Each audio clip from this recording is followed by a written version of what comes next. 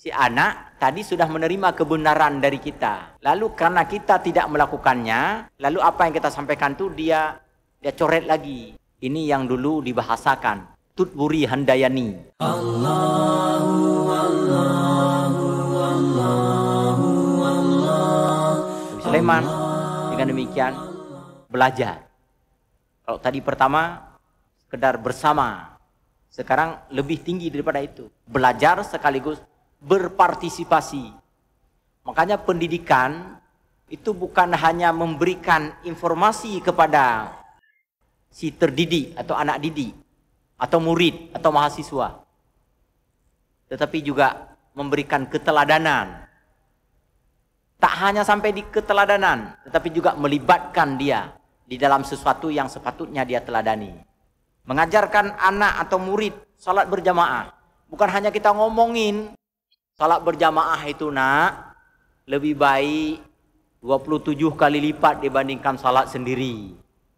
Lalu begitu azan berkumandang, tengok tanduk orang berakah. Pembelajaran seperti itu tidak akan membekas. Si anak tadi sudah menerima kebenaran dari kita.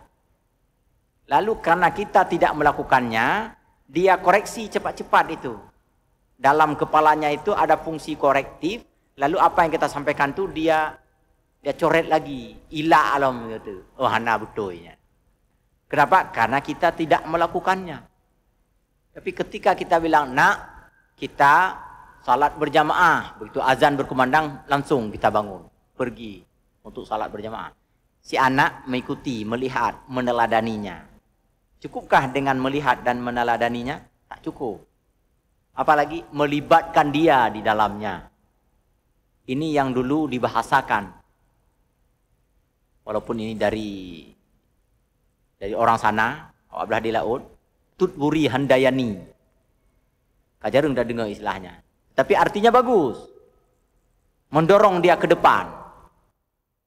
Walaupun dalam hal tertentu kita jalan di depan, tetapi bagus sekali ketika anak-anak dilibatkan. Bila perlu, dia di depan. Atau sekurang-kurangnya bersama-sama untuk melakukan kebajikan.